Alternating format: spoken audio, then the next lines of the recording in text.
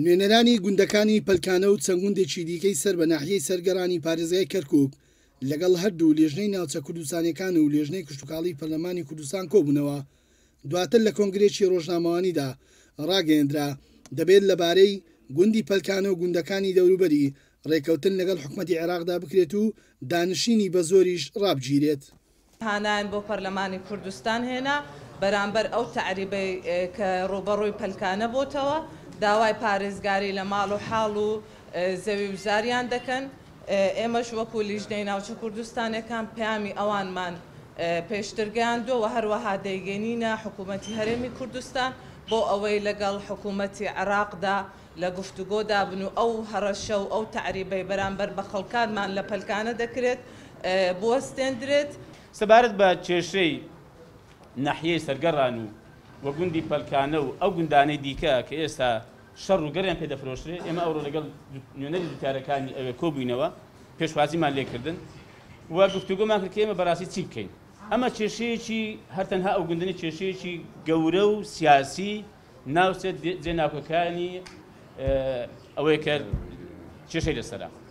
ئێمە باسمان کردمان کاکە ئێمە لە بەغدا هەوڵێکمان داوە لەگەڵ سەرۆکی کۆمار ئەم بابەتەمان باس کردووە لەگەڵ وەزیری کشتتوکاڵش ئەم بابەتەمان باس کرد و هاتینە سەر ئەوە کە وەزیری کشتتوکاڵ یەکەم لیژنەیەکی خۆیان بە سەرپەرشتی ڕاوێژکارێک و چوار بەڕێوەبەری گشتی بنێرێ بۆ هەرێمی کوردستان بۆ لای وەزارەتی کشتتوکاڵی هەرێمی کوردستان و بۆ لای لیژنەی کشتتوکاڵی هەرێمی کوردستان بۆ بە دوواداچوونی بۆ چارەسەرکردنی ئەم کێشانە ئەمە یەک کۆمەڵە کێشەی کەشە بوو باسمان کرد. نوێنەرانی گوندی پەلکانە و گوندەکانی سەر بە ناحیەی سەرگەڕان وتیشیان ئەوان خاوەنی تاپۆی و زەویانن گرێبەستی کشتتوکاڵیەکانی شەر بە ناوی جوتیارە کوردەکانەوەیە تاوەکو ڕژێمی باسی لە ناوچوو لە ساڵانی هەفتاکان لە ژێرناوی دوورخستنەوەی کول لە خاکە نەوتیەکاندا بە بڕیارێکی زۆرەمرێ هاوڵاتیانی کوردی لەم سنوورانە ڕاگوێزران. لە ڕووی یاساییەوە هەموو بەڵگەیەکمان هەیە بۆ نمونە هەر قانونی تەسویەی عراقی لە ساڵی 38 دەرچووە بەشێکی زۆری خەڵکی ئەو ناوچەیە ئەو تاپۆیان هەیە ئەو عەرەبانە هەمووی ساڵی 75 دوای ئەوەی کە کوردەکان دەرکران ئینجا لەوێن دەرەکەتە بابرێ نیشتە جێیان کردوون هیچ عەرەبێک نییە لەو سنوورەی پێشی 75 هەموو بەڵگە یاساییەکان بەڵگە مێژوویەکان بەڵگە واقعیەکان ئەوە دەسەلمێنێ بۆ نمونە لەسەوە دوو نمونەت بۆ دێنمەوە یەکیانەوەیە لە ساڵی 48ەوە 1948 لە پەلکانە مەکتەب کراوەتەوە تەحەدا دەکەم هەموو عەرەب کە 28 ساڵان لە پەلکانەش نیشتە جێبوون یەک خەریجیان هەبێ ئەمە هەوڵی خۆمان داوە لە وێندەرێکە لە ڕێگەی ئەندام پەرلەمانەکانی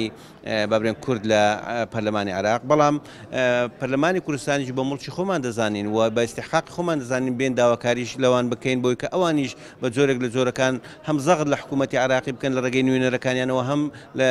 زەغد لە وەزیرەکانیان بکەن کە لە وێندەرێکە دەسەڵاتیان هەیە و دەسەڵاتەکانیان بەکاربن بۆی کاراسانیمان لێ بکەن و ئەو تعریبەی ڕابگرن. کاتی خۆشی بە پرۆسەی تعریب هاتینە بەڵام لە پرۆسەی ئازادی 2003 پاشی ڕوخانی ڕژێم ئەو خەڵکە گەڕایەوە سەر ملک و حاڵی خۆی شوێنی با و باپیرانیان ئەوانە ڕۆیشتن تەوان بەبێ هیچ شۆکارە کەس کە گەڕینەوە گوندی کەسمان نەدی ئەمە گوندێکی چۆڵ لەبەرەوەی بە شوێنی خۆیان نەزانیوە هەموو ڕایان کرد و ڕۆیشتن.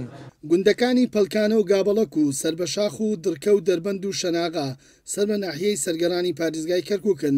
دوای پرۆسەی ئازادی عێراق هاوڵاتیانی